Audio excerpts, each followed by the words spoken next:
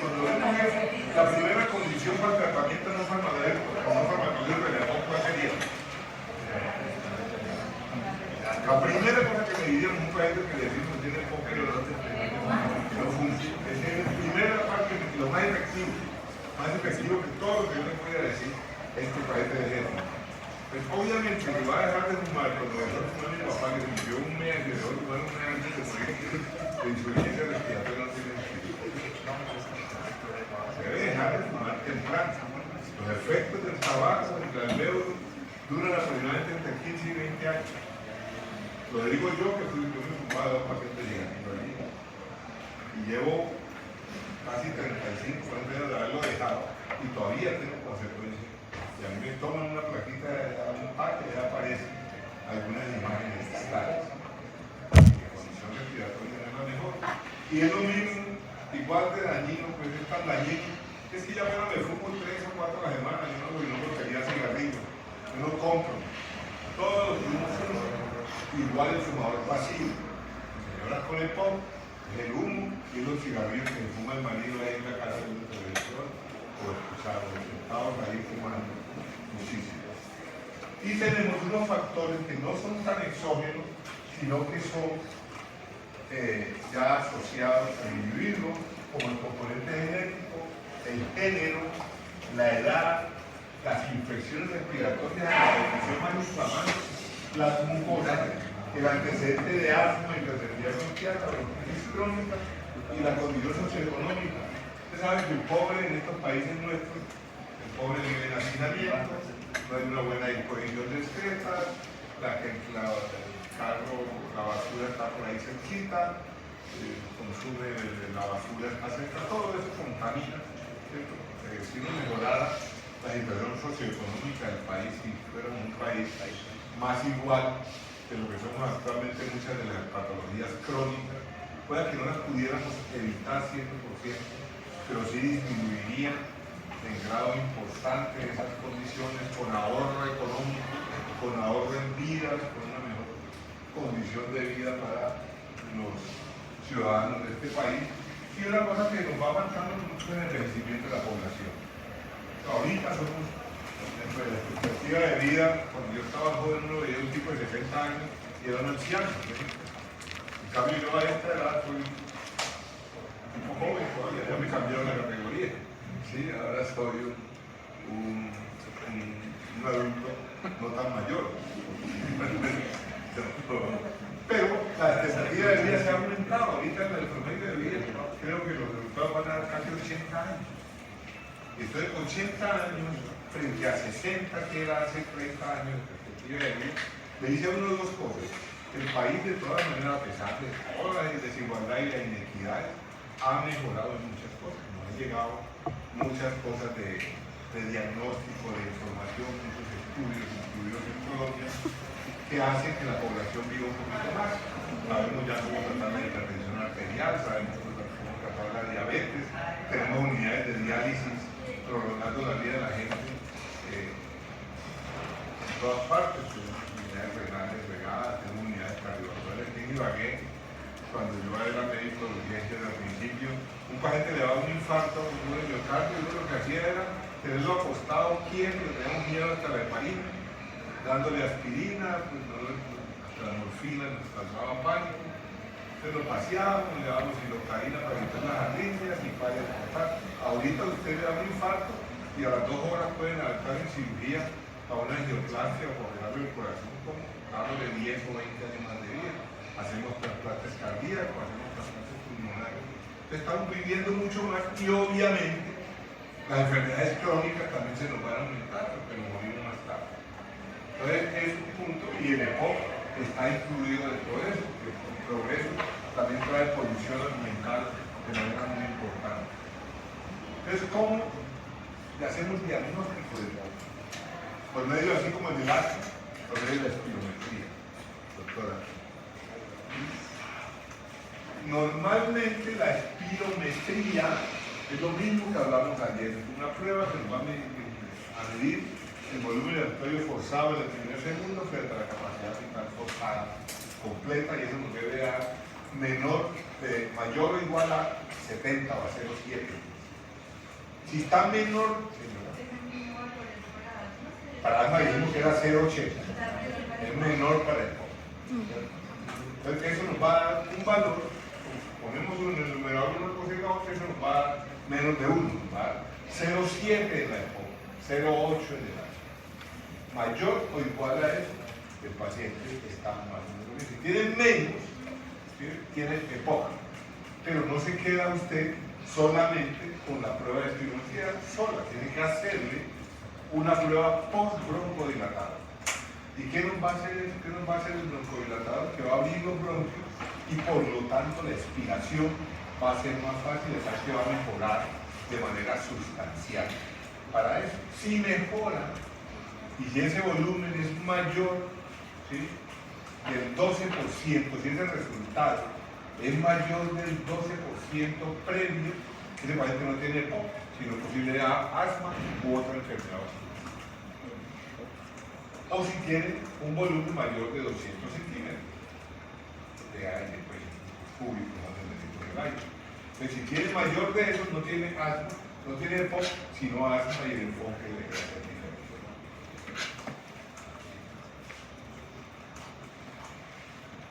Siempre que sea, este dato es importante cuando uno va a interpretar una espirometría. Pues, normalmente al final le van a llegar abajo el resultado y le va a decir el paciente tiene una enfermedad de la vía aérea obstructiva y ahí le viene la fotico a uno del aire y le va a decir si mejora o no mejora con broncodilatador, pero también va a venir una casillita, porque esto se hace comparando con población sana. Tiene aquí una casilla de cuánto se espera para un paciente sano de mi edad que tenga de esta relación. Entonces eso es lo que va a dar cómo está uno frente a la población. Lo mismo que pasa con la mayoría de los exámenes que se han hecho en poblaciones grandes y se compara con la del individuo enfermo para poder hacer los diagnósticos. Esta es una espirometría normal, ¿cierto? Donde tenemos un BEP1 de 4 litros normalmente. Y tenemos una capacidad forzada, vital forzada, de 5. Eso da 0,8. Perfecto. O más. Tengo 4,5 litros de volumen respiratorio. Va a ser distinto. Pero esta es la foto de una espirometría normal. Obviamente, ¿cierto? Si tengo esta capacidad forzada, pero mi BEF1 es de 3, ¿cuánto me daría 50 sobre 3? Me da 0,6. Entonces tengo un fenómeno obstructivo que me impide sacar el aire. Y le hago una prueba post-broncodilatador, y en lugar de 60, ¿cierto?, el 12% de 60 es 6 por 12, 72 más o menos, me da 68, 70. Está en el límite, pero mejoró 12%. O sea que si manejo bien la vía aérea superior, no tengo un EPOC, sino que tengo una enfermedad obstructiva bronquial, posiblemente asma.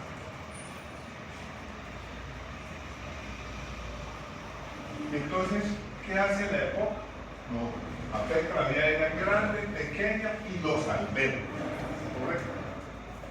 Entonces tenemos un problema porque ya hablamos ya de bronquitis, ya lo dijimos hace un rato. Hablamos de bronquiolitis, la vía aérea pequeña, y hablamos de los alvéolos y los vacinos alveolares, que es la parte final. Entonces tenemos un compromiso de la EPOC en estos casos, y obviamente, si ustedes ven aquí, tenemos los capilares que nos llevan la sangre para el intercambio gaseoso.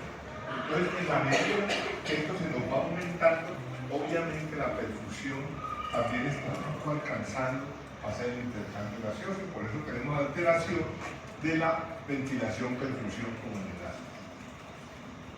El músculo liso, lo dijimos, se deteriora y se va a remodelar, y obviamente el problema se nos va a volver crónico más fácil del aire por esa remodelación.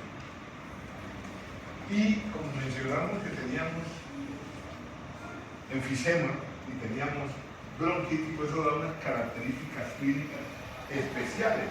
El soplador rosado, ¿cierto?, que es el paciente enfisematoso. Él lo ve, ¿cierto?, delgado, con arcos costales que se ven, ¿cierto? Mire cómo se ven las clavículas, cómo se ven difumina todo con pérdida de la masa muscular, con sarcopenia importante. Ese es el paciente característicamente clínico del enfisema. Y si tenemos esos alvéolos y esas dilatados, ¿cómo va a ser? ¿Cómo sentirían ustedes? Así que están en cuartos de meses, todavía no han hecho. Ya han hecho auscultaciones de los pacientes en el simulador. Entonces, como en los alvéolos, cuando uno examina a un paciente, lo que siente es que el aire entra y sale. Y hay una relación entre la inspiración y la expiración, que usualmente es de cuánto la verdad. ¿Cuánto es la relación de inspiración y expiración? 1 o 2 usualmente en un paciente normal. O sea que si inspiro en 3 segundos, la expiración son 6 segundos. Pero si tengo aire atrapado abajo, ¿qué se va a prolongar? La expiración, ¿no? Porque es un fenómeno pasivo. Entonces, al verlos dañados, en lugar de hacer así, hacen así, y el aire se va quedando ahí atrapado. Y entonces lo que yo oigo en mi fonendoscopio es menor, y es lo que llamamos disminución del murmullo vesicular. La entrada y salida de aire en el fonendoscopio es un murmullo vesicular. Nosotros allá en el día a día nos acostumbramos a decir que es ventilación, entonces decimos está hipoventilado, porque no lo oímos bien, lo que tiene es disminución del murmullo vesicular, que es disminución del paso de la que uno siente en la entrada y salida de aire. Es una de las características de esto. ¿Y cómo se va poniendo el tórax si el pulmón se me va dilatando? ¿Qué va pasando con el tórax? Pues se va ampliando, ¿cierto? Entonces el diámetro posterior del tórax se va aumentando. Entonces los pacientes van haciendo una cosa que al final del camino llama tórax entonel. Pero eso es un proceso que lleva años. Lo que yo hago, lo que trato de transmitir es que como una enfermedad prevenible y tratable, hacer el diagnóstico porque yo tengo todas las entonces, porque lo hace el portero del Hospital de Universidad de Medicina. No necesita para eso. Yo necesito es que a la gente que fuma, ¿sí? Decirle que tiene una enfermedad pulmonar obstructiva crónica de impotencia y hacerle la recomendación, hacerle todas estas indicaciones, a ver si deja de fumar. Y no me llegue dentro de 10 años asfixiado, cianótico, saturando 80%, y el portero dice, oye doctor, llegó una época, no tiene gracia, para eso no estudiamos medicina. Es para que el paciente temprano lo diagnostique. En cambio, el paciente bronquítico crónico, ¿cierto? Es el abortagado azul. Este es el que se pone cianótico, especialmente en la bronquitis crónica. Porque este paciente lo que está también es obstruido, está impidiendo el paso de oxígeno, puede poner hipoxémico y puede se pone cianótico. Y está todo el tiempo también soplando y con broncorrea, con el bronquio se inflama y secreta y parece que está con expectoración y tos. El diagnóstico, la espirometría, lo que acabamos de decir, BEF1 de capacidad vital forzada menor de 0,7.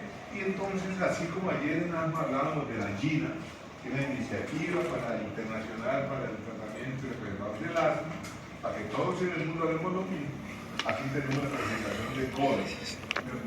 Y GOL nos los pone de leve a muy severo de acuerdo al BEF1. Aquí ya no estamos haciendo la clasificación, ya no estamos haciendo BEF1 sobre la capacidad vital forzada, sino el BEF1 mirado por el pico flujo, es el aparatico que uno sopla y nos va marcando una condición de oxigenación al respecto. Y ese debe ser, para que sea leve, debe ser mayor del 80%, pero si está igual al 80%, puede tener un gol leve. O sea, está empezando a desarrollar. Ahí es donde nosotros deberíamos entrar, desafortunadamente. En los consultorios, todos los médicos de la EPS deberían tener por lo menos un pico flujo para la consulta externa. O tener un espirómetro que pudiera ser ahí con un examen sencillo. Pero estamos en Colombia. Entonces ustedes, uno acucioso de ustedes, buen médico, interesado, y dice, le voy a hacer un pico flujo, lo hacen en espirometría, usted no puede, hay que mandarlo al neumólogo. A mí me pasaba cuando lo hacía, yo nunca he trabajado con EPS, pero una vez trabajaba con Santa de un programa especial Y me llamaron la atención porque yo salía muy costoso. Porque entonces pedía una espirometría que en ese momento se llama una tabla, una curva flujo-volumen. En ese momento valía 80.000 pesos, 70.000 pesos. Y me la devolvieron porque yo no estaba autorizado para pedir eso. Y vino el auditor. Y dije, bueno, ¿por qué no miramos una cosa? Mira a ver cuántos de los pacientes cada año se hospitalizan. Cojamos un periodo, digámoslo, hagamos el retrospectivo, mire mis últimos 6 meses, a ver cuántas hospitalizaciones hubo o cuántas complicaciones hubo. Y ahí sí me dice que son caras. Pero dejemos, yo no le voy a ordenar la curva por volumen, lo voy a remitir al neumólogo. Y como a los 3 meses, el paciente volvió, ¿cierto? Le han hecho TAC, resonancia, y terminó el diagnóstico con una espirometría y dice que tenía una EPOC. Y era lo que salió costando, una vaina que valía 80.000 pesos para el mismo diagnóstico después de 4 o 5 meses.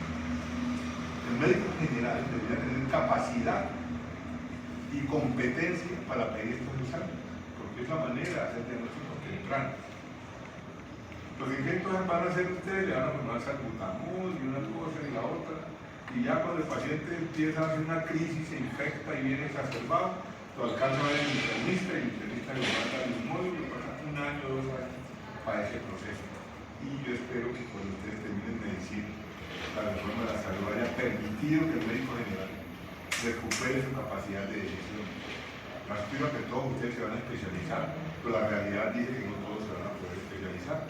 Por alguna razón, pues no quieren, porque no hay dinero suficiente, porque no pasaron de la residencia y dijeron, bueno, las niñas tuvieron hijos y después de la pensión yo irme por allá a 4 o 5 años y mis niños aquí, no, porque la razón que sea, muchos no van a ser médicos generales y deben tener capacidad de tomar decisiones. No solamente en esto, sino en todo. Decir cuándo empieza un tratamiento de la hipertensión, cómo manejan una diabetes, y no todo tiene que ser revisiones y revisiones. A los menores, hasta hace unos 7 años, para ser secretario, no se justifica. Estudia en una escuela de comercio y le va mejor. Pero entonces, porque sí tenemos la responsabilidad legal de ser médicos y por ignorancia nos pueden meter en la cama. Si tiene de 50 a 79, es un gol moderado. Si es severo, de 30 a 49 es muy grave, para cuidado intensivo, el que tiene menor o igual a 30. ¿Correcto? Entonces, de acuerdo a esa capacidad que tenga el paciente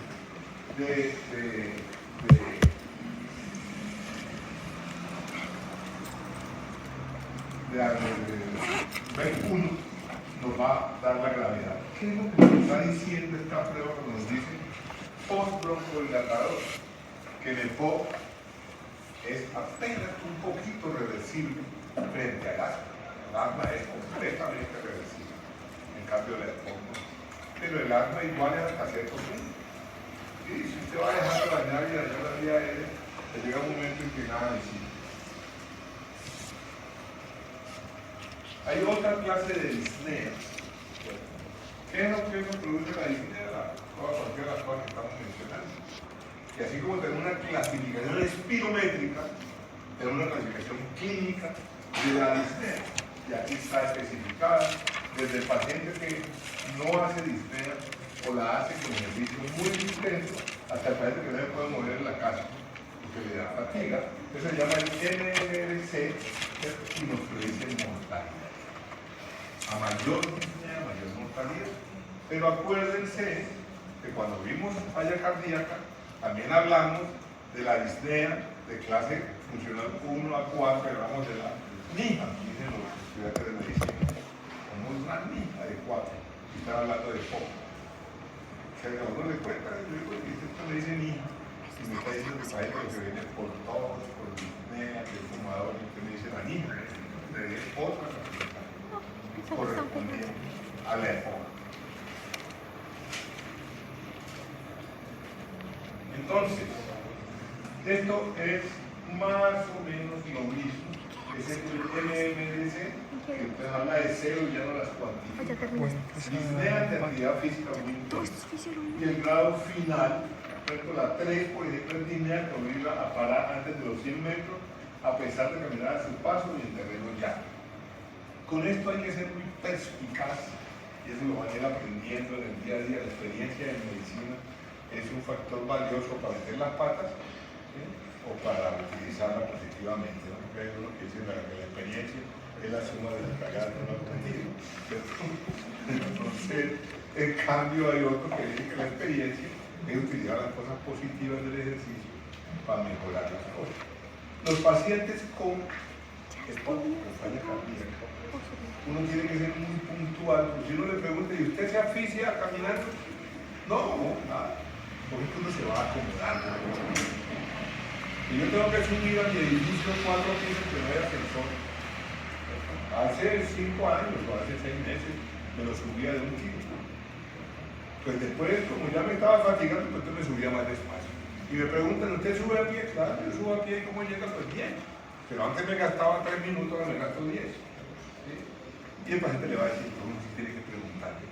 Venga, a veces, ¿dónde vive? No, yo vivo en el Cantán. ¿A cuánto vive de la iglesia? O de la tienda. No, a lo que quién va a comprar. Y entonces va y tiene que parar. No, sí, claro, doctor. En la mitad del camino yo tengo que parar y esperar un momentico y yo voy a arrancar. Y eso le permite uno clasificar la diabetes. La mayoría de los pacientes, el paciente es muy explícito en su dolor, el paciente no se aguanta el dolor y no se acomoda al dolor.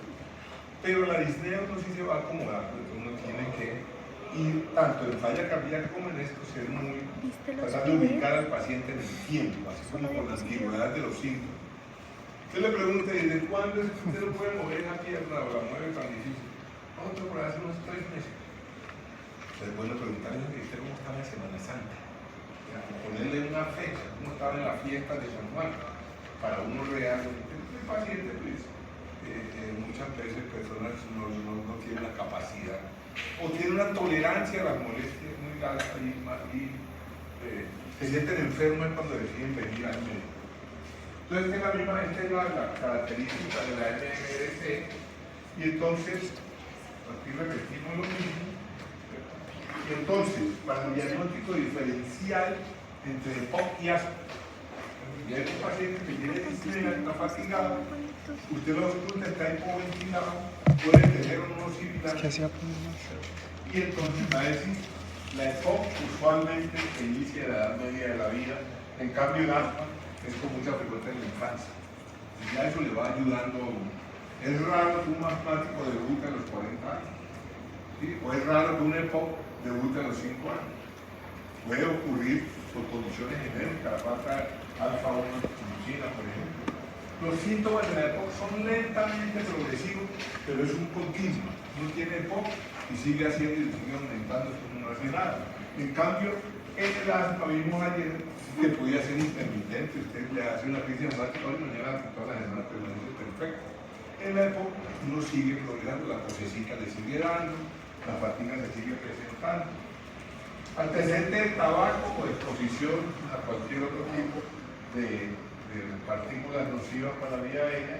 En cambio, en el asma tenemos usualmente antecedentes familiares y asociados rinitis o fenómenos alérgicos que nos van a causar la hiperreactividad bronquial.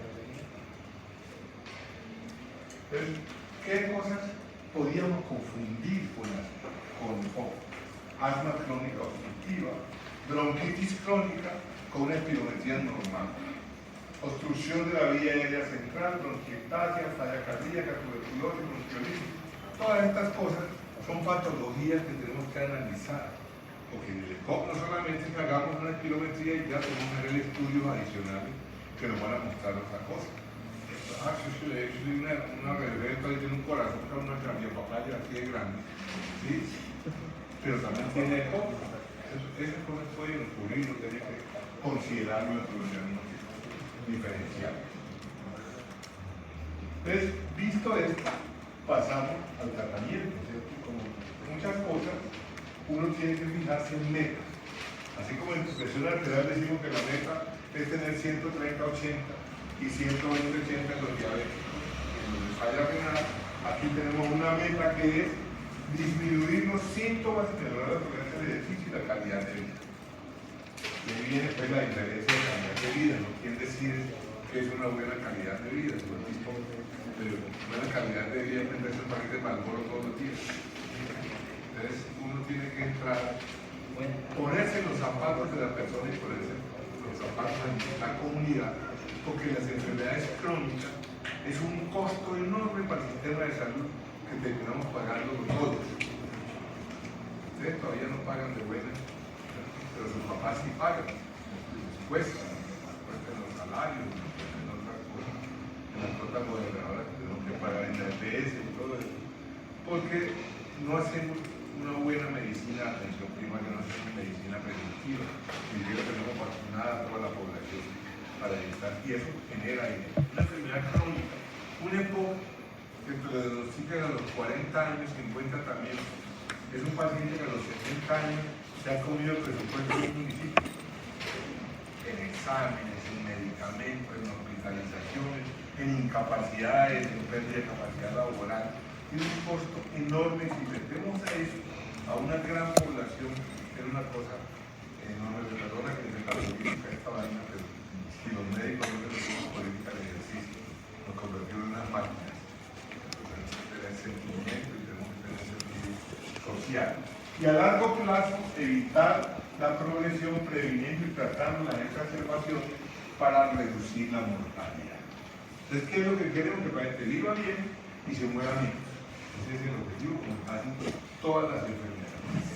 Tratarlas, controlarlas y el paciente tenga que hospitalizarse, no hacer exacerbaciones, no hacer crisis hipertensiva, no hacer cetosis diabética y que dure un poquito más de tiempo o una buena calidad de vida. Entonces, primera parte del tratamiento, lo dijimos al principio de la charla, suspensión del hábito tabáquico. Acción terapéutica de mayor influencia en la progresión de la enfermedad, disminuye la pérdida de la función pulmonar. Mientras el consejo médico nos ayuda en un 10%, gastando yo una hora explicando, haciendo dibujitos de los alvéolos, y por aquí entra el aire, y por aquí sale, eso tiene el 10% para que imagínate si es que me cree. En cambio, dejar de fumar es altamente efectivo en la calidad de vida y en la progresión de la vida. Una pregunta, digamos, en caso de personas que trabajan haciendo arepas, por ejemplo, ¿qué tan efectivo es el tapabocas para reducir? Es más efectivo que no usarlo. Pero que uno pueda decir que hay un estudio que dice que con el tapabocas quirúrgico mejora, disminuye el riesgo en un 20%, no hay estudios al respecto. Es que recuerden que el tapabocas se nos volvió muy importante después de la pandemia. Ustedes veían las llenas de las arepas con tapabocas. Entonces, no hay estudios, pero definitivamente uno sí tiene claro que así como dejar de fumar, eso usted está metiendo humo a su vida aérea, todo ese humo también tiene un efecto nocivo y va a irle mucho mejor si usa un tapabocas. Y si usa un tapabocas de alta eficiencia, le va a ir mucho mejor que si usa un tapabocas quirúrgico de alta eficiencia. Aparte que no sabe poner el tapabocas. ¿Cómo le pone el tapabocas? La parte Eso viene azul y blanco. ¿Cuál parte va para allá?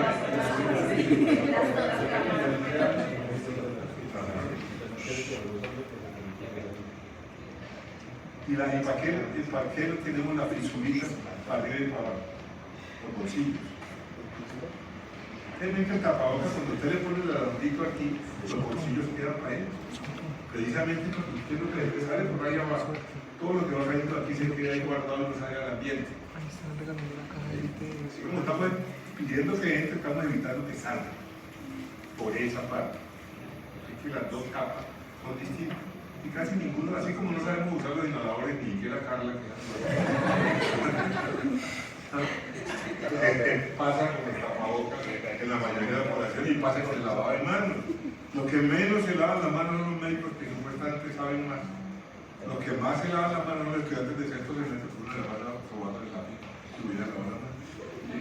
Ya se echó alcohol, pero los especialistas se ponen bravos y Pablo a veces les decía que lavaban las manos, las miraban como, ¿sí o no? Es importante el hábito, dejar de fumar es darle betadrenérgicos y anticolinérgicos y corticoides. Si no deja de fumar, eso es tratar polvo al engañar. Rehabilitación clínica. Así Así como hacemos rehabilitación cardíaca, hacemos ejercicio con el paciente monitorizado para mejorar su capacidad pulmonar, el pulmón mejora la tolerancia y la calidad de vida, aun cuando no ha demostrado que mejore la mortalidad. Pero el solo hecho de vivir mejor 10 años, ¿sí? Así uno se muera al año 11, es mucho mejor que vivir asfixiado todo ese tiempo. Y debe incluir la dieta y la duración mínima usualmente es de 6 semanas, pero después de una exacerbación. Después de que el paciente hace una crisis, tenemos que llevarlo a rehabilitación pulmonar para que recupere alvéolos. Recuerden que nosotros tenemos en el 1.000 millones de alvéolos, de los cuales no utilizamos sino el 25% de nuestra capacidad de alvéolos. Parte de la rehabilitación pulmonar es reclutar esos alvéolos que tenemos ahí sin usar para que vengan a contribuir al intercambio gaseoso. Por eso, con el tiempo, uno puede recuperar su capacidad pulmonar cuando deja de fumar o deja de exponerse a la biomasas. Entonces, ¿cómo vamos a empezar el tratamiento farmacológico? Uno, beta-adrenérgico, la beta-2 inhalado, el tratamiento es inhalatorio. Y entonces, ¿cuáles tenemos? ¿Sí? ¿Cuáles son los de los SABAs? ¿Quién me va a decir? Ana María, ¿cuáles son los SABAs? ¿Qué significa eso?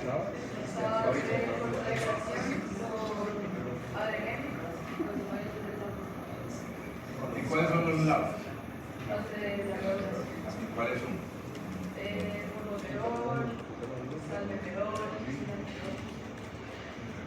Entonces, vamos a utilizar, obtenemos obstrucción de la vía aérea, estamos hablando del bronquio, bronquíolos de alvéolos.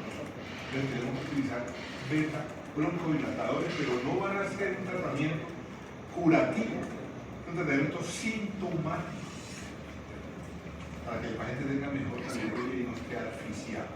Entonces, ¿qué utilizamos? Esto que es lo mismo que dijimos ayer hicimos la lista de cuánto actúa cada tiempo, pero después de esto, después de que hagan la presentación en el grupo de Brian,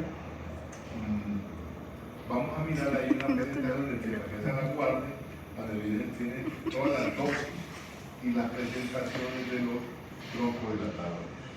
Entonces tenemos esto que están aquí. Y tenemos los anticolinérgicos. Los beta-adrenérgicos son útiles en los dos casos. Los dos pueden recibir controladores en caso de una infección de rescate. El paciente hipocoso que empieza a toser y se asfixia le sirve el salbutamol. Y el asmático le sirve el salbutamol en igualdad. Pero cuando vamos a hablar de EPOC, ¿cierto? Tenemos predominancia con los anticolinérgicos. ¿Por qué? Porque una de las causas de más frecuentes de apoyo es la bronquitis crónica y genera broncorrea y genera secreción, y los anticolinérgicos disminuyen la producción de esas secreciones y por lo tanto van a disminuir, ¿sí?, la obstrucción por esa secreción. ¿Ves? Todos los EPOC tenemos que darle anticolinérgicos, ¿correcto? Así como ayer decíamos, todos los asmas tienen que tener corticoides, porque asma es una enfermedad inflamatoria. En la EPOC, cuando tenemos una enfermedad que es hipersecretora usualmente, y con broncodilatadores tenemos que dar beta-2 y le tenemos que dar anticolinérgico. Y anticolinérgico tenemos de corta acción, que es el bromuro de tipatropio, de larga acción, el tiotropio, el aclinidio, aquí tenemos el umeclidinio, y el bromuro de glicopirroni. En esto vale la pena hacer una observación de orden práctico, que ustedes la van a decir a uno en los textos y en los artículos. Ya dijimos que lo del EPOC es una enfermedad de viejos, la verdad. Estamos diciendo que la población aumenta, estamos muy viejos. Y uno ya viejo, la mayoría de las presentaciones de los bronquidilatadores ya no vienen para así como el de Carla, así como hizo ella, sino no como hizo ella, sino como hizo ella. Eso es fácil. Pero cuando los otros vienen en polvo seco, que lo meten en un dispositivo, una capsulita, el dispositivo rompe la cápsula y usted tiene que aspirar el polvo. Se le llega ese polvillo y se esparza esas partículas por la vía aérea. Pero uno viene asfixiado, tosiendo, flaco y acabado, para aspirar esa vaina. Uno tiene también, no solamente saber qué es lo que va a formular, sino cómo lo va a formular y a quién se lo va a formular. Si es un paciente con el POC, pero joven, listo, puede poder y chuparse. Con el ítem de que hay un fenómeno psicológico en los tratamientos.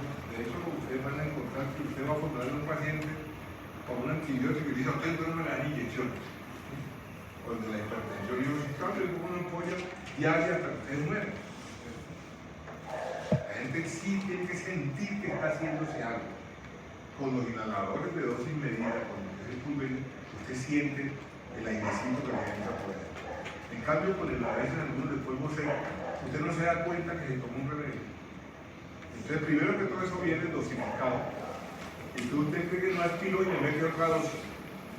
Entonces, tenemos que, cuando estemos en el próximo semestre, cuando estén rotando por neumología, o estén rotando conmigo, hay que tener la curiosidad de mirar esos inhaladores que tienen los pacientes ahí, qué son y cómo funcionan para poderlos utilizar. Entonces esto no se aprende en la teoría, uno tiene que verlo y vivirlo para saber, y la gente le dice, no, pues a mí no me sale nada. Entonces hay unos que les sale, pero la mayoría, si uno siente en la garganta el tornillo que le llega allá, pero hay que aspirarlo. Porque ya vieron al señor Faquito del fisematoso, ¿usted qué tipo tiene fuerza para aspirar una cosa hasta la garganta? Es una cosa de orden práctico que no la va a encontrar. El otro punto, la atropina nunca se ha usado para el manejo del asma, no es anticolinérico, es el principal anticolinérico que tenemos. La utilizamos en la prehistoria, cuando no teníamos beta-2, entonces podíamos poner la atropina. Podría ser útil, pero si tengo otros anticolinéricos con efectos más específicos sobre la vía aérea y sobre la secreción. La atropina la tenemos reservada antes de retirarnos el paro cardíaco. La parte integral era la adrenalina de esa época, prácticamente la tenemos reservada para la intoxicación por órganos fosforados. Entonces, los órganos fosforados, ¿qué hacen? Bloquean la acetilcolinesterasa y tenemos un síndrome colinético, un paciente sudoroso, cialorreico, taquicárdico, bradicárdico. Entonces le ponemos atropina para el manejo de esto. El asma y el EPOC en este momento no tienen ningún valor. También se utilizan los corticosteroides, porque los corticosteroides, el EPOC, cuando ya usted invade, ya está toda su fuerza también tiene un componente inflamatorio general. Entonces, ¿cómo lo vamos a manejar? Asociado a anticolinérgico o asociado a beta-2 agonista. Y se utilizan cuando el BEM1 es menor del 60%. Y ya dijimos que ese era el que estaba moderado, ¿cierto? El 80 es leve, de 59 a 79 es moderado, de 45 a 60 es de 30 a 49 es severo y el otro es moderado. Entonces, cuando tenemos moderado, empezamos a usar corticosteroides. Y tenemos, ¿qué hacen ellos? Mejora síntomas, mejora la función pulmonar. Es una cosa importante. ¿Cuál es el daño que tenemos a largo plazo? Que se daña la función pulmonar y el paciente va a estar todo el tiempo con una mala base funcional, no se usa como monoterapia y se combina o con anticolinérgicos o con beta-2 agonistas. Obviamente, los corticoides afectan al sistema inmune. Entonces, por lo tanto, en la cavidad oral usted la deja con corticoides y es posible que en un paciente con predisposición haya infecciones de la vía de la faringe y de la rinofaringe, usualmente hongos, cándida o algunas infecciones enterocóticas. Entonces, siempre que hay un corticoide, tiene que cobrarse la boca para lavar todo ese que quedó impregnado en la pared. Nunca como monoterapia por vía inhalada.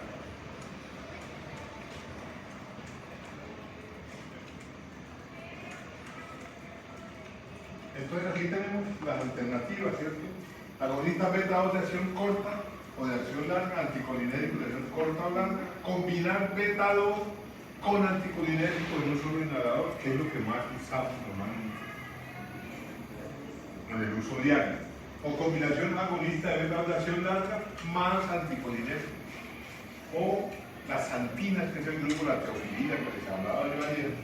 Los corticoides inhalados en combinación de beta-2 más corticoides o corticoides sistémicos por vía parenteral o por vía oral. ¿Correcto? Entonces tenemos las posibilidades con todo lo que hemos mencionado para el manejo de la enfermedad pulmonar obstructiva crónica. La primera elección son los inhaladores. Es lo primero.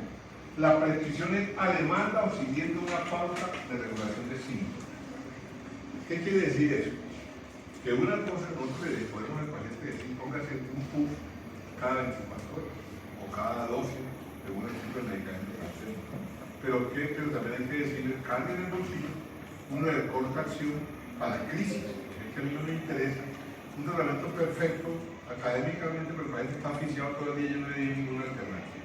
Eso es lo que llamamos a demanda. A demanda solamente utilizamos la de acción corta, porque es para la crisis en ese momento. La elección de broncodilatadores individualizada. ¿A quién le voy a dar un bronco? ¿Cuál le voy a dar? Si tengo un paciente, El gobierno les da las chazas por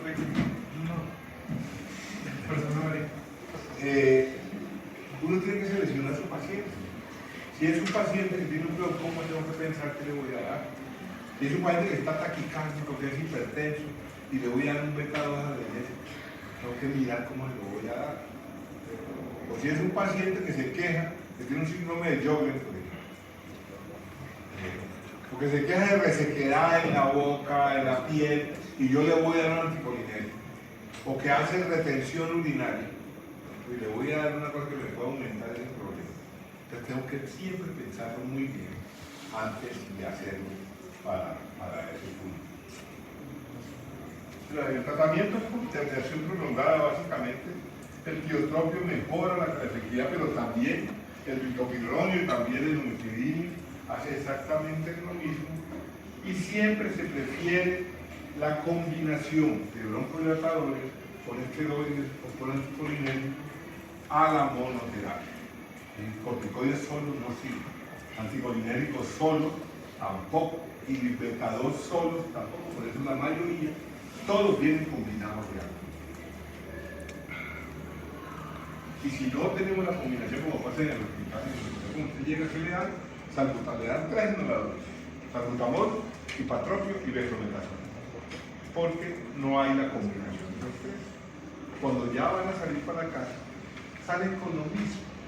Entonces, como es un tratamiento sintomático apenas para las crisis, a los 20 días vuelven asfixiados, porque no le están dando tratamiento con beta-2 o con anticolinérgico, con corticosteroides de acción prolongada. Entonces, y no es culpa del médico de urgencia, sino que eso es lo que hay en el plan obligatorio de salud, en el plan de beneficios que se llama ahora.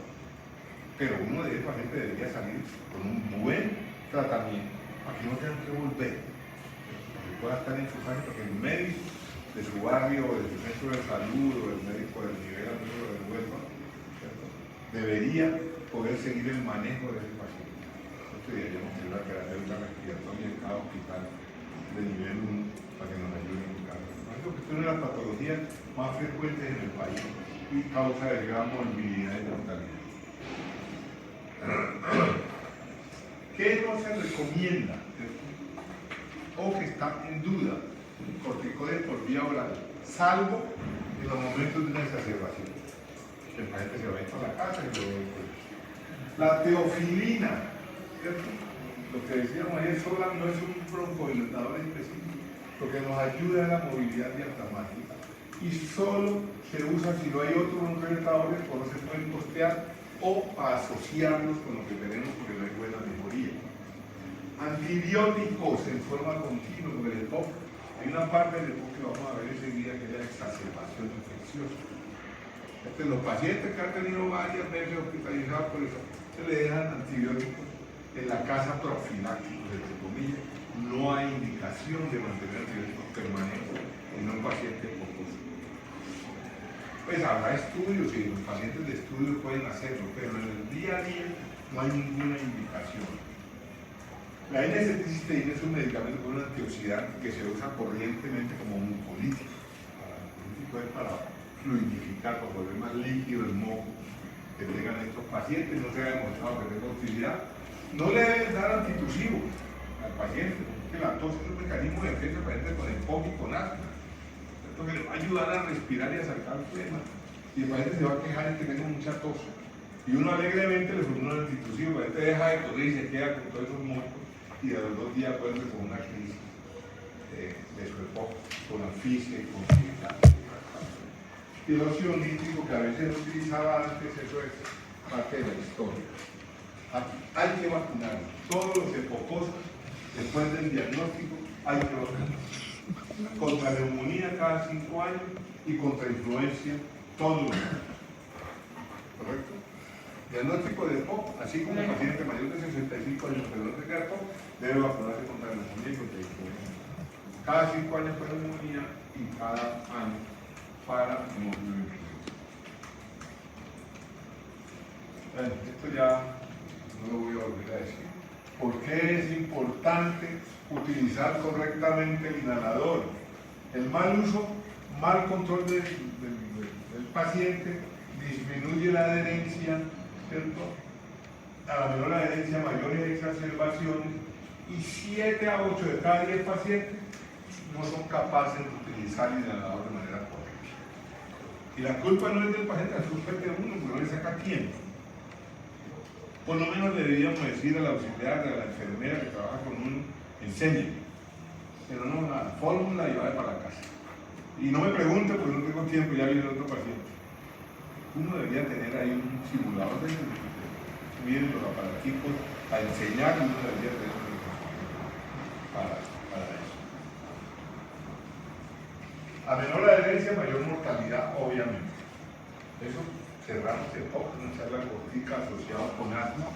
Esto debería ser mucho más largo, porque tiene muchas cosas adicionales, pero con eso cerramos ese pedacito. Brian, ¿con quién está Brian? Lo escuchamos mientras vamos buscando con Sebastián. Para utilizar el cambio, hacemos la memoria. ¿Foto? ¿Te quieres poner a cargar un rato? Ah. Bueno, el taco.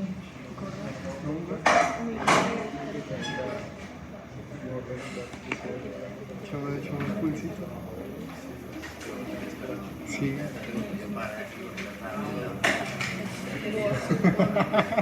Sí, me conté yo ayer.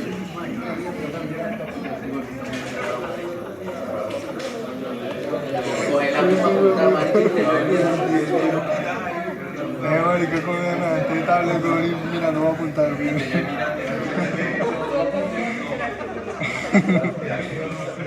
La pantalla. Diga que yo te yo. Sí, no lo hice aquí.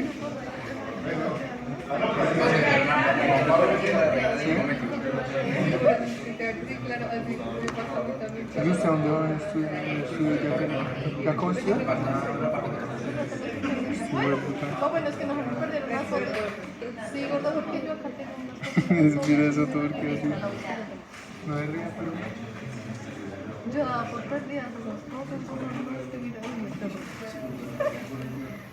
Uy, no, marica, pero es que es mucho. Venga usted. Usted abordó todas las, por ejemplo, en páncreas, usted estudió todas las vías, digamos que lo de carbohidratos, de grasas. Para hablar de cargar de computadoras.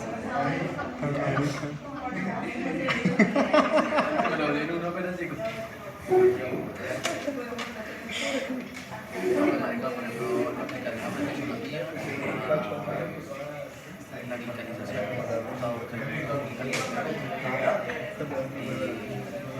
acá la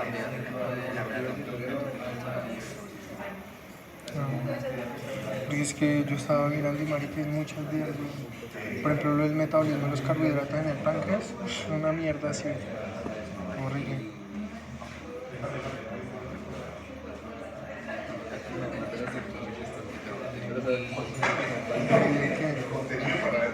¿De anatomía me iba a preguntar?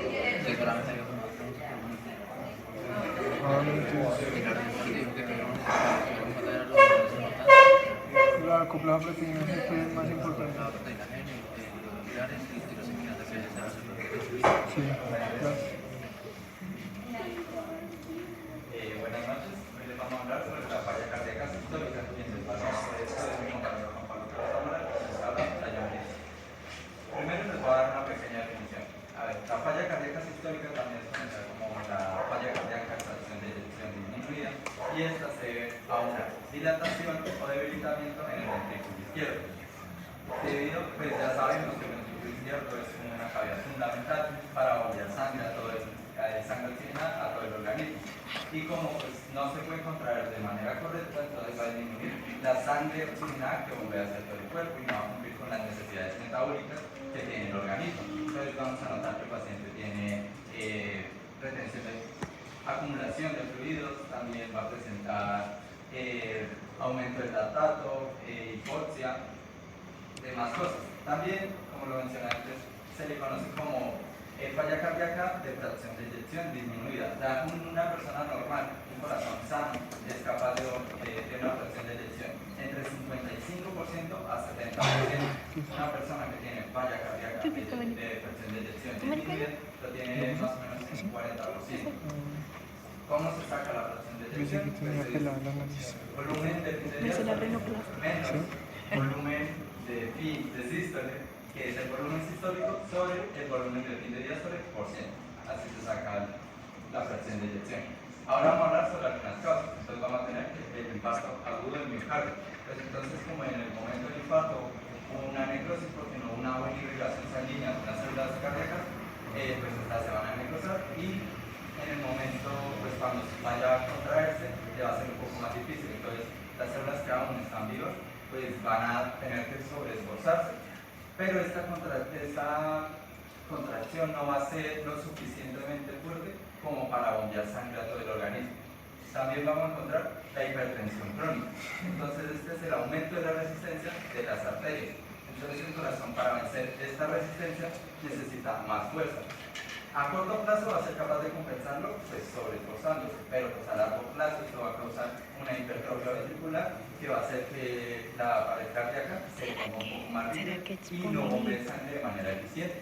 Y pues esto nos va a llevar a una falla cardíaca. Me está buscando otras diapositivas. También vamos a encontrar la cardiopatía dilatada. Pues este síndrome es cuando la pared o el músculo cardíaco se dilata y no es capaz de contraerse de una manera eficiente, entonces no es capaz de bombear la sangre suficiente para todo el organismo. También encontramos algunas valvulopatías, un ejemplo sería por ejemplo una estenosis de la válvula aórtica, que entonces se necesita más fuerza para poderla abrir. El corazón necesita sobreesforzarse y va a llevar a una hipertrofia ventricular y pues va a reducir la fracción de eyección y nos va a llevar a una falla cardíaca. Fracción de eyección disminuida. También vamos a encontrar cosas como el alcohol y las drogas. En el alcohol, lo que leí fue que el alcohol a veces puede ir al miocardio y lo va a debilitar. Entonces, si nos concentramos en lo que es el ventrículo izquierdo, no se va a poder contraer de manera correcta, no va a ser capaz de bombear la sangre suficiente y no va a llegar el suficiente aporte de oxígeno a todo el cuerpo. Esto se le conoce como miocardiopatía alcohólica. Y en las drogas vamos a encontrar drogas como las anfetaminas, la cocaína, que en estos momentos cuando pues, la persona la consume va a entrar en un estado de trance donde se le va a aumentar la frecuencia cardíaca y la presión arterial. También puede ocurrir que en estos casos se dé un espasmo o un bloqueo de las arterias coronarias y si juntamos todo esto lo puede llevar a una falla cardíaca. También encontramos la miocarditis. ¿Qué es la miocarditis? Es la inflamación de las células cardíacas. Lo más común es por infecciones virales, pero también pueden ser por bacterias, algunos parásitos. Parásito común sería el Trypanosoma cruzi, que es la enfermedad de Chagas. También puede ser por el Toxoplasma gonum. Y lo que ocurre es que estas células se van a inflamar y algunas en este proceso van a morir. Y es muy similar al infarto agudo. Entonces, algunas células mueren, las células que aún siguen vivas se van a tener que sobreexposar, pero pues no va a ser suficiente y nos va a llevar a una falla cardíaca. Ahora vamos a hablar sobre la clínica de este paciente. Entonces, este paciente es el que llega con fatiga, con debilidad, edema, principalmente en miembros inferiores, vemos piernas y tobillos. El paciente nos va a mencionar que ya no es capaz de hacer actividades físicas que hacía cotidianamente, se le van a dificultar, también va a tener alguna dificultad respiratoria, ya como mencionó el profesor, son en cuatro estados. La tos o la sibilancia también puede presentar latidos irregulares o las palpitaciones y dificultad para concentrarse.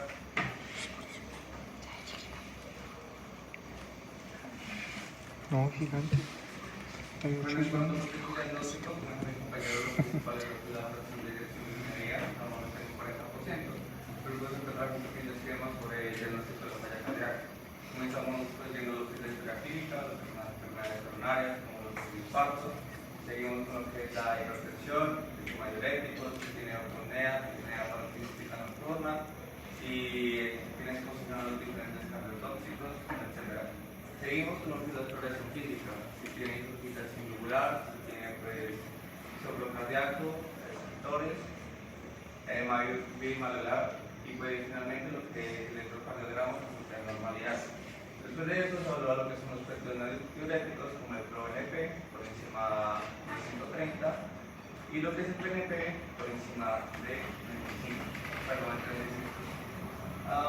Si todo esto es negativo, es muy poco probable que tenga insuficiencia cardíaca. Pero pues como les dije, el principal diagnóstico se da por la fracción de eyección y si tiene esta no es necesario lo que son los péptidos antidiuréticos. Bueno, en cuanto a lo que es el tratamiento, comenzamos con lo que son las diferentes dietas, beta bloqueadores, si eso no surge efecto y sigue sistemático y una fracción de eyección menor al 35%, se le da lo que son las agonistas de aldosterona, AA. Si esto no funciona, se tiene que crear perfusión intestinal. Si tolero lo que son los dietas y los salados, pues lo que es pues, una terapia convulsiva. Si tiene el ritmo sinusal, un QRS mayor a 130 milisegundos, se le envía lo que es una terapia de resincronización cardíaca. Y si tiene lo que es unos latidos superiores a 70 por minuto, latidos por minuto, se utiliza lo que es ivabradina.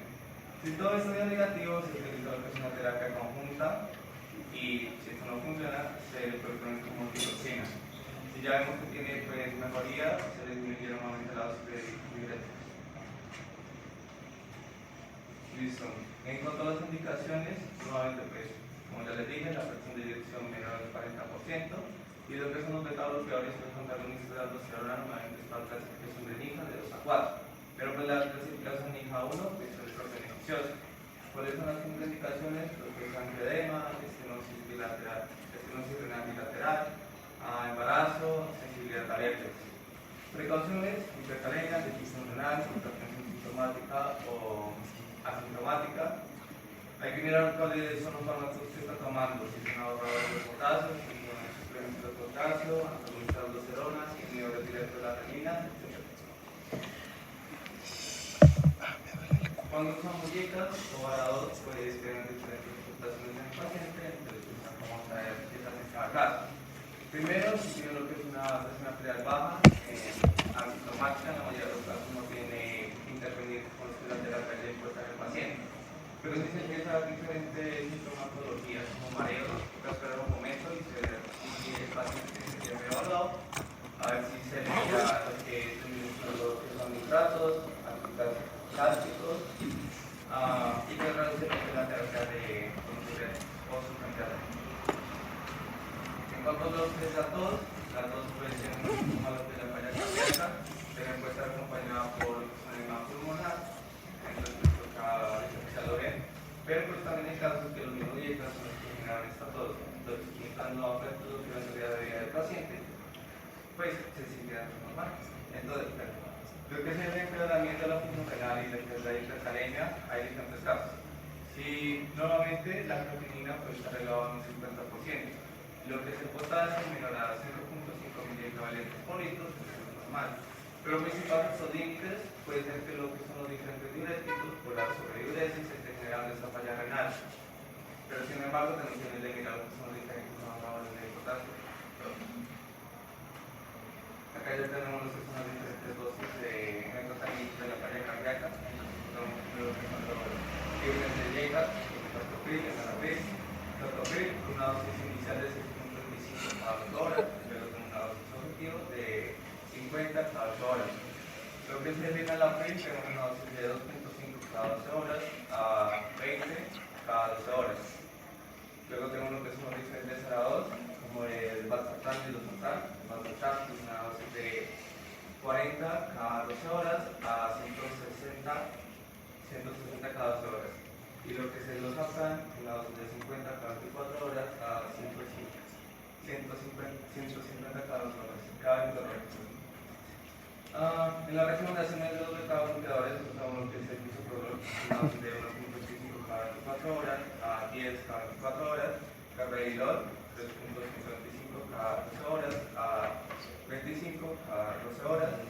Luego tenemos lo que son los diferentes antagonistas como la esqueronona, la esquenolactona, que tiene la misma dosis, de 25 cada 24 horas a 50 cada 24 horas. Acá ya encontramos lo que es la terapia APIC, que es la terapia para cuando tiene tolerancia a lo que es IECA, sonados.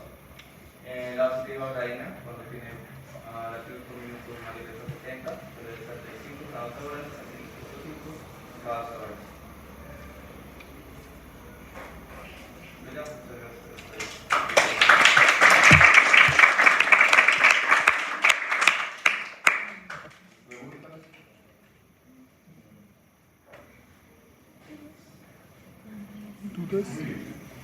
¿Dudas, Teride?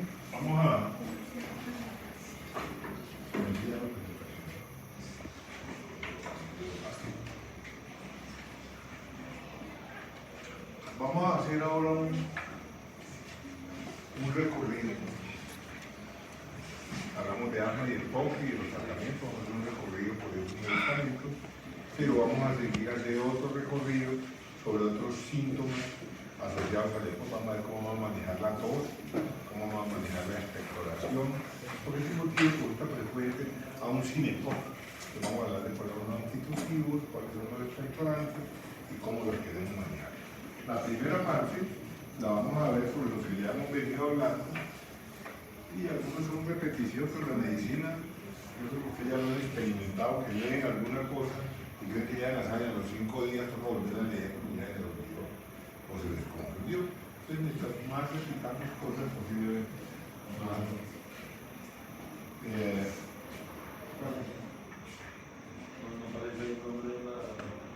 No lo acabamos de ver.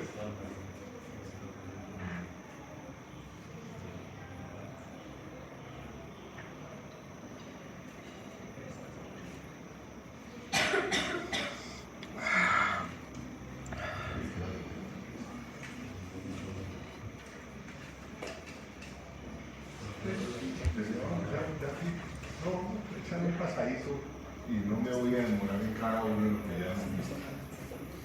Entonces, en broncodilatadores ya sabemos que tenemos beta-adrenérgicos. ¿Qué hacen ellos? ¿Qué hacen ellos? Relajan el músculo lisobronquial, aumentan la motilidad de las cilias, inhiben la liberación de mediadores inflamatorios y disminuyen la broncoconstricción asociada al parasimpático.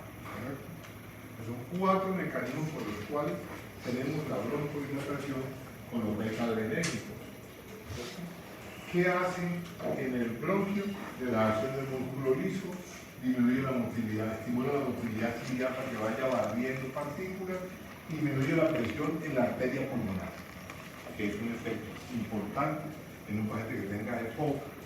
Va a tener aumento de la presión arterial pulmonar y si logramos relajar ese músculos, vamos a disminuir el riesgo de que los pacientes nos hagan cuerpos pulmonares. Y tenemos la clasificación que ya hemos dicho, los SAPAS, salbutamol, principalmente de larga acción, salmeterol, formoterol, clenbuterol ya no está en Colombia.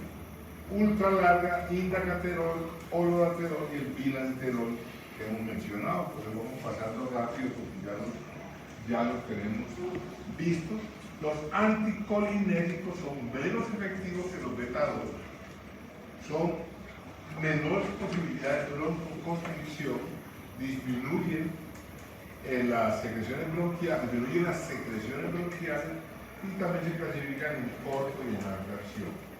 Corto el hipatropio, larga acción el tiotropio, el ricopirronio y el metridinio que hemos mencionado antes. ¿Por dónde se administran los broncodilatadores? Inhalación es la vía preferida que puede aumentar su eficiencia con la inhalocámara, lo que hemos visto ayer, que de hecho por ejemplo se haga hacer mucho esfuerzo para inhalar.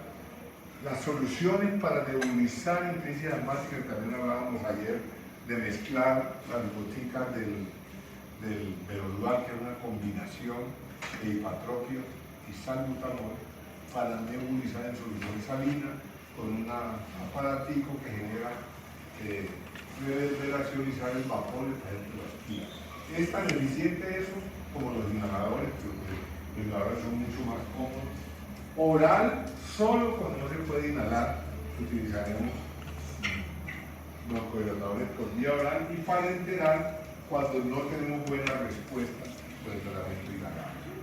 Ya empezamos a utilizar otras alternativas. El salbutamol, indicado para el broncoespasmo agudo en el paciente con asma o con EPOC. Ya lo hemos dicho N veces, salbutamol solamente es de rescate y profiláctico para el asma inducida por el ejercicio o por el asma de predominio nocturno. El paciente se asfixia a las 11 de la noche cuando la acuesta, hay que dar 2 puntos antes de acostarse a dormir y va a pasar la noche mejor. Va a hacer ejercicio, sus 2 puntos, y va a hacer su actividad física. Y viene en jarabe para niños, en inhalador de 100 y de 200 miligramos, y en tabletas que no hay tabletas de salbutamol. Pero sí hay jarabe y hay inhalador, tiene 100 miligramos por cada dosis medida. Reacciones adversas, todo puede producir una exageración de respuesta simpática, nerviosismo, temblor, mareo, taquicardia, dificultad para quedarse dormido, algunas veces palidez, aumento o disminución del apetito, todo lo que es una respuesta simpática. El formoterol, pues, es de acción prolongada, viene de dos maneras, viene en nebulizador y viene en cápsula, y usualmente viene asociado con la budesonida para el manejo de corticoides más beta-2 inhalados, se llama Symbicort y viene en distintas concentraciones para eso, pero también viene en cápsulas, ¿cierto? Todos interactúan, ¿cierto? Inhiben los efectos si usted lo combina con un beta-bloqueante. Si estoy dando un estimulante del simpático y le doy un bloqueador del simpático, pues estoy perdiendo mi efecto. Es una contraindicación relativa. Si yo tengo un paciente con una fibrilación auricular, con el que tengo controlado la respuesta ventricular con metoprolol y la anticoagulación, y le voy a dar, es una crisis asmática, tengo que evaluar si le voy a quitar mi metoprolol para que no me bloquee esa respuesta, o más bien algún ajuste de la dosis del broncodilatador, porque la sola asfixia me va a aumentar la frecuencia cardíaca y yo le quito el metoprolol. Entonces no es que sea una contraindicación absoluta, sino relativa. Uno evalúa el riesgo-beneficio de retirar el beta-bloqueador.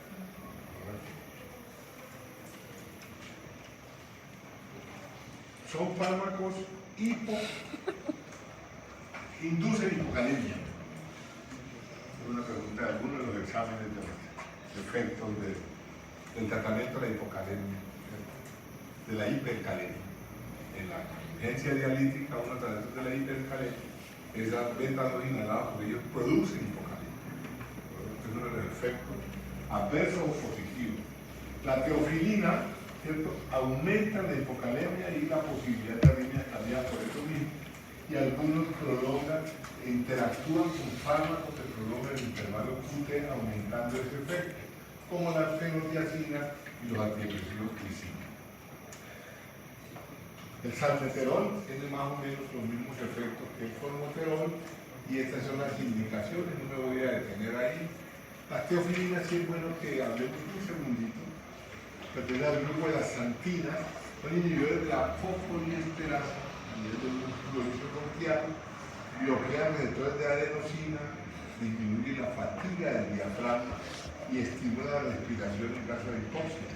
Y se asocian usualmente con los beta-adrenérgicos y hay unos de liberación prolongada y otros de liberación corta. Acción corta, la aminofilina y prolongada la teofilina, que es la que hemos mencionado varias. Esta es la tablita con los nombres comerciales, la presentación, la dosis para adultos y la dosis para niños. De manera que esta tabla, pero no me voy a decir que la van a tener ustedes ahora que les envíe la presentación a Mafia o la mande Sebastián directamente al grupo.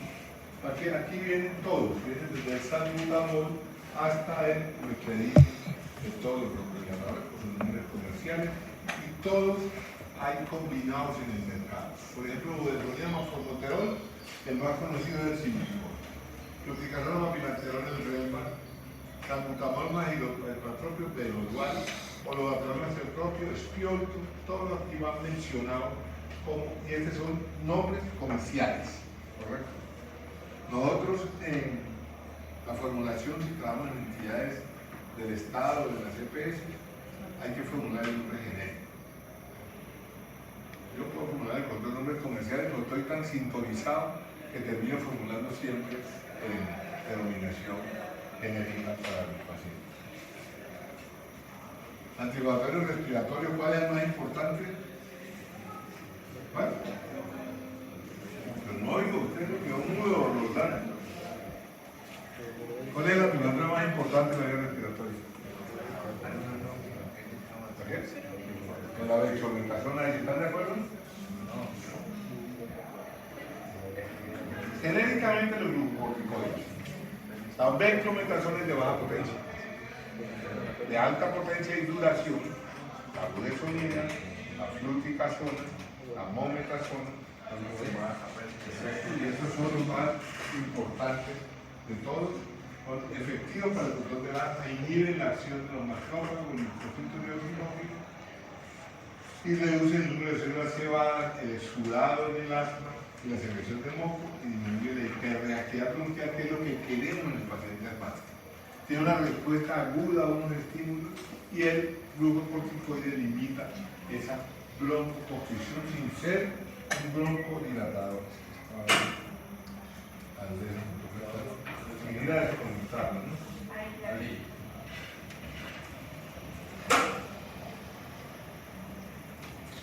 Entonces, disminuye la producción de fosfolipasa a los 5-liposienas, reduce la actividad de citoquinas inflamatorias y la actividad de células asesinas y disminuye los antígenos en respuesta a estas. Y son los que ven aquí. Aquí entre nosotros tenemos fluti,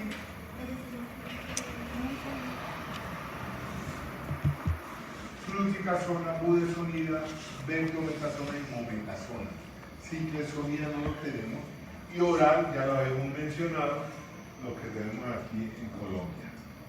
Reacciones adversas, importantes siempre saberlo. Supresión del eje hipotálamo hipoficiario, disminuye la densidad mineral ósea. O sea que en pacientes adultos, ¿cierto? Es un riesgo de el uso prolongado de corticosteroides, el riesgo de osteoporosis, efecto del crecimiento cuando usted los da por tiempo prolongado en niños que están suprimiendo el eje hipotálamo hipoficiario, ¿cierto? Y cambio de la hay hiperglicemia, como ocurre con frecuencia, urgencia, para el manejo de hidrocortisona en los pacientes agudos. Y el paciente empieza a hacer hiperglicemia y lo bautizamos de diabetes, conseguir le clavamos una insulina o cualquier otro. El paciente entró normal toda su vida y sale diabético, simplemente porque hay medicamentos que le aumentan la glicemia y aumenta la posibilidad de catarata. y es del cristalino en los pacientes adultos. Los efectos adversos, candidiasis orofaringe, o sea, infección por hongos que hemos mencionado, disfonía, retraso de crecimiento, catarata, glaucoma y osteoporosis. Utilizar espaciadores, especialmente en cámara, en polvo seco está en discusión, enjuague después de las inhalaciones, usar la menor dosis que es posible y control de crecimiento de los niños y calcio, mirar el calcio en la posmenopausia de nuestros pacientes. Esto es lo que nos hacen los inhalados y estos son los tipos de aparatos para las nebulizaciones. Algunos de bajo volumen, otros de dosis medida que son los usuales. La mayoría de los que ustedes van a ver son de dosis medida, donde viene la cantidad de sustancia que necesitamos, unidades de polvo seco y algunos nebulizadores para utilizar estas mismas sustancias. Aquí vienen las características bioquímicas que tienen estas sustancias para poder llegar a la vía aérea. Ventajas de los...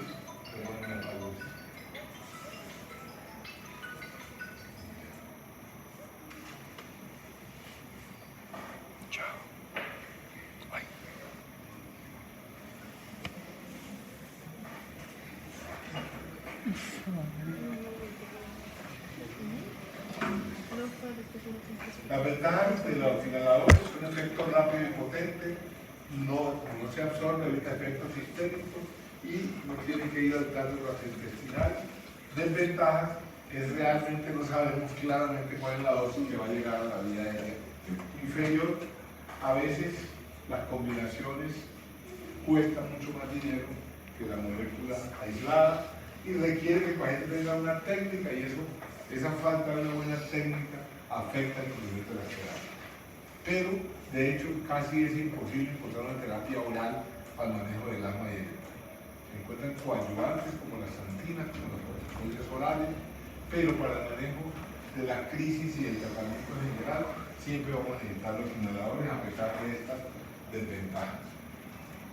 Los antileucotrienos, que alguien me preguntaba hoy, son derivados del ácido araquidónico, producen broncoconstricción y aumentan la secreción de moco, aumentan la permeabilidad, los leucotrienos, ¿correcto? Aumentan la broncoconstricción, por lo tanto el antileucotrieno va a disminuir la broncoconstricción, aumentan las secreciones, por lo tanto van a disminuirlas, ¿cierto? Y son coadyuvantes en el tratamiento del asma. Uno no va a tratar un asmático solamente con antileucotrieno. En Colombia no tenemos ningún antileucas, como decíamos, que vienen tabletas de 4, 5 y 10 miligramos para usar una vez al día y son ayudantes en el asma leve y moderada. Esto nos tenemos. Antitusivos. Aquí nosotros nos estamos mandando medicamentos para tos y nos olvidamos que la tos es un mecanismo de defensa por mejorar la respiración y para eliminar las secreciones. Puede ser un mecanismo de defensa versus inhaladores de patologías subyacentes. En caso de patología debe tratarse la causa y los antitusivos se usan en tos como mecanismo de defensa para el paciente que no puede dormir por una tos seca. Hay que ayudarle, pero no solamente quitar la tos, sino que busquemos si tiene una causa primaria. A veces el paciente asmático no presenta sibilancia, pero la tos es un equivalente asmático. Un niño que toma tosa por la noche y no encontramos una causa suficiente, puede ser un paciente asmático y valdría ser la pena hacer un picoflujo. Pero no podemos quitar la tos sin pensar en qué está causándola. Recuerden que cuando hablamos de tuberculosis, decimos que uno es sintomático respiratorio si tose por más de 3 semanas. Ese es un sintomático respiratorio. Si le quito la tos a los 2 días, simplemente por quitarle la tos sin evaluar la posible causa, no es que no utilicemos antitusivos, sino que tengamos claro que no estamos tapando una enfermedad, como cuando bajamos el dolor abdominal en una apendicitis y le ponemos algo para el dolor. Entonces el paciente cuando llega al cirujano está blanditico porque tiene analgésico, si lo perdemos 10 o 12 horas. Entonces, si tenga tos, los juntamos, miramos que esa tos no sea una neumonía, no sea una bronquitis, no sea una tuberculosis o de un broncoespasmo, y ahí sí consideramos usar antitusivos. ¿Y qué tenemos? La tos es un fenómeno caracterizado por la contracción cinética y convulsiva de los músculos expiratorios torácicos y abdominales. Es un alto reflejo provocado por estímulos dentro y fuera de la vía aérea, y la tos puede ser productiva o no productiva, que puede ser seca, alérgica, tos de fumador, tos asociado a algunos medicamentos como el enalapril, por ejemplo, el inhibidor de la enzima convertidora. Causas de tos que las que nosotros tenemos: asma y EPOC, que es lo que hemos estado hablando. Escurrimiento posterior de los pacientes riníticos, ¿cierto?, que empiezan a escurrir por atrás, bajar secreciones, causa inflamación de esa mucosa, irritación y tos, que usualmente es seca, pero puede ser productiva también. Paciente de falla cardíaca, paciente de tuberculosis, paciente con enfermedad por reflujo gastroesofágico y la asociada a los inhibidores C. Son causas frecuentes de esto. Puede haber otras, pero esto es lo más frecuente, que un paciente lo debe ocultar solamente con tos. Averiguamos cuánto tiempo lleva con la tos, qué síntomas la acompañan, si esto es seca o esto es productiva. Recordando que la tos puede ser seca, ¿sí?, pero también puede ser productiva sin expectoración. El paciente que tos y le suena la flema, pero no desgarra nada, como dirían. Averiguar la característica de la expectoración si el paciente expectora. Porque también sirve para las muestras que vamos a tomar, si vamos a tomar TBC, por ejemplo. Necesitamos gargajo del paciente, y no necesariamente, ¿sí?, expectoración verdosa o algo significa infección. Recuerden que cuando uno se inflama también tiene ahí material fibrinoide, material de exudado de las paredes, y no necesariamente es saliva o expectoración blanca. Entonces mucha gente se asusta y el médico se asusta, y si la expectoración es medio verdosa le ponen antibiótico.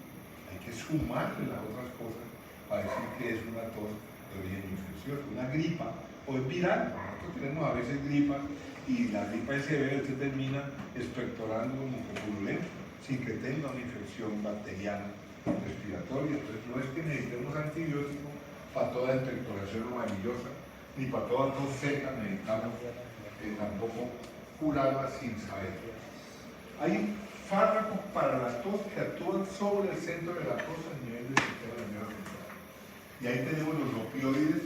Todos los opioides pueden incluir la tos, desde la morfina para porque son sedantes a nivel central, y eso ocurre en el centro de la tos, pero lo que más se usa entre nosotros es la codeína, la dihidrocodeína. Es un medicamento que se usa esencialmente no como analgésico. Recuerden que la codeína, cuando hablamos de la combinación de AINES más opioides débiles, teníamos la codeína y teníamos el tramadol. En este caso, la codeína la utilizamos como antitusivo, la que no es la codeína como tal, sino la dihidrocodeína, y viene en jarabe y viene en tableta. Su efecto colateral principal, que es obviamente el de los opioides: sedación, somnolencia, depresión respiratoria que es elevada, en la dosificación. Los no opioides, el que tenemos entre nosotros cada vez más escaso, es el dextrometorfano, que es un sedante de la tos, pero no tiene los efectos a nivel del sistema nervioso central. Actúan en receptores opiáceos sobre los centros bulbares, bloqueando el centro de la tos. Por lo tanto, de nada nos sirve dar solamente el antitusivo si no resolvemos la causa. Sí, le puedo dar el antitusivo, pero le trato la bronquitis. Le doy antibiótico si lo necesita, o le doy antiinflamatorio, o le doy para el manejo. O si tiene una neumonía, tengo que darle un tratamiento, pero nada me sirve quitar solo la tos si la causa sigue ahí.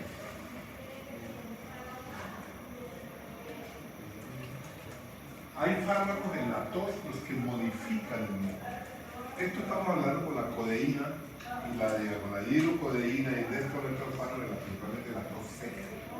Pacientes que le dan ataques de tos, como el de la tosferina, que tose, y pasa y al ratito le da otro ataque de tos. Hay debemos, no le den ni el intertos, ¿me entiende? Si le den propóleo, denle un antitusivo si consideran que no hay una patología subyacente, le dan hidrocodeína.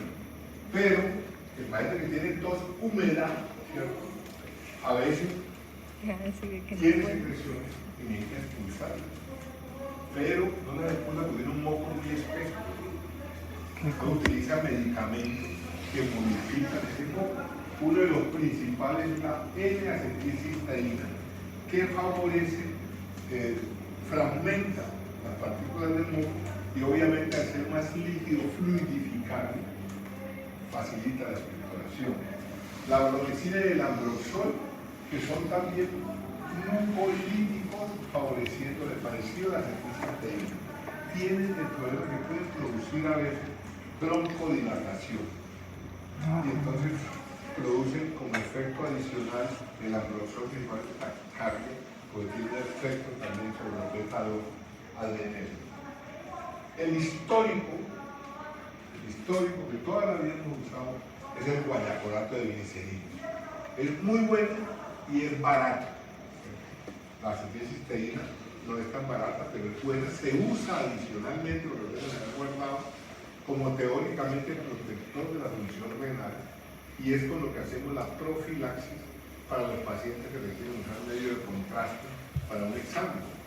Si a usted le van a hacer un TAC con contraste, entonces le llega a un doctor, porque uno siempre les manda la creatinina, pero tiene creatinina de 1:1.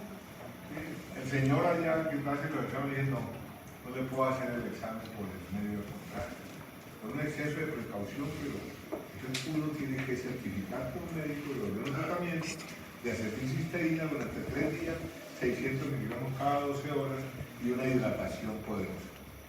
Tome harto líquido, tome harta agua, formúleselo si quiere en litros para que la gente cumpla, pero disminuye la mucosidad del estómago, lo hace más líquido y por lo tanto lo puede expectorar.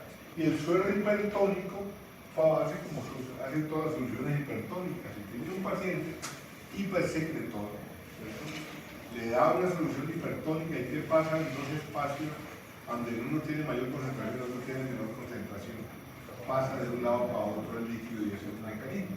También utilizamos el suero hipertónico en los pacientes con catarro, con moco abundante por sus narices, por el mismo efecto.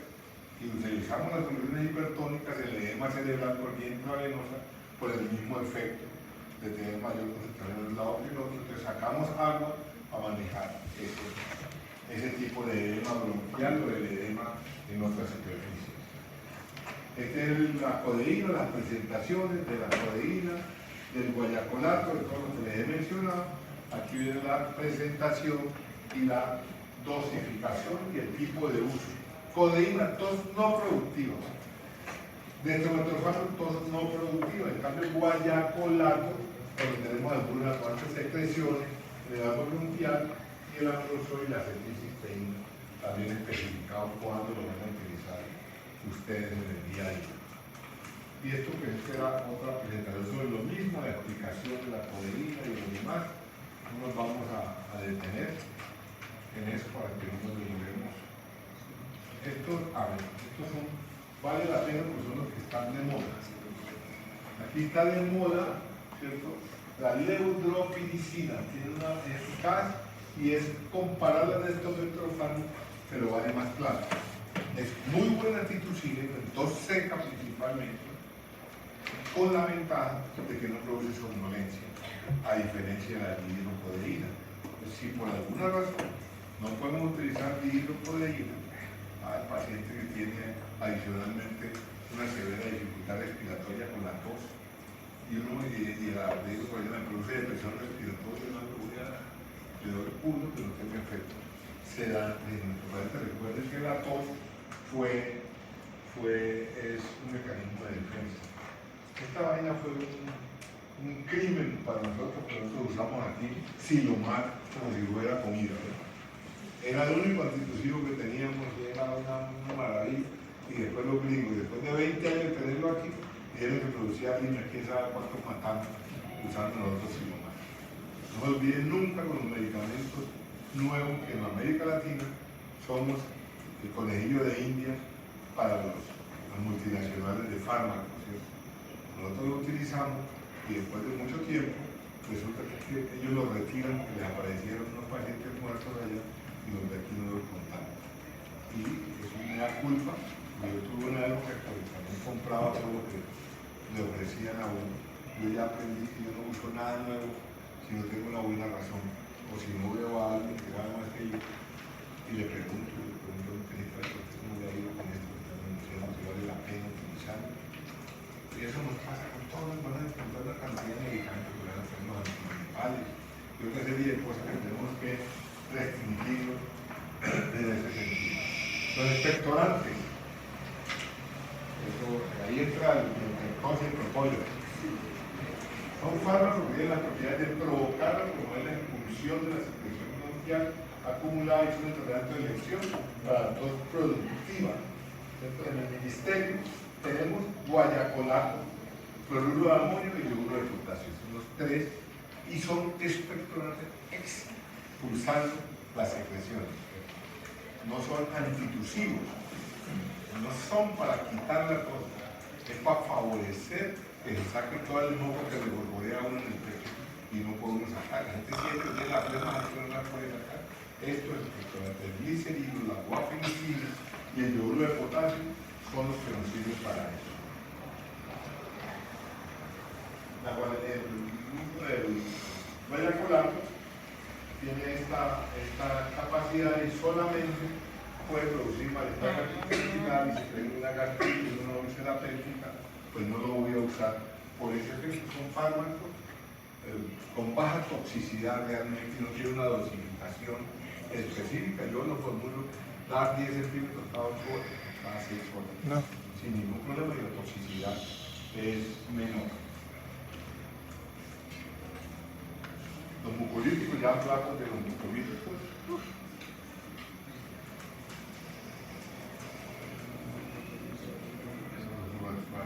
son más para bebés, a los niños que nacen con. Entonces, listos. Y nos veremos en el próximo examen que vamos a presentarles. Dentro de 15 días. El próximo jueves, a las 5 de la tarde, hemos quedado ayer, vamos a hablar de neumonía. Vamos a hablar de neumonía, que es comunidad y de neumonía asociada al cuidado de la salud. Yo creo que ya le mandé la presentación, no a la guía, ¿no? Sí, ya la porque también escribió la guía antibiótico. La guía de antibióticos del hospital, ya se la mandó tal vez esta noche. Entonces, nos veremos, muchas gracias. Descanse. Tengo un Para la entrega de no, bajas. Primero, para hacer la materia.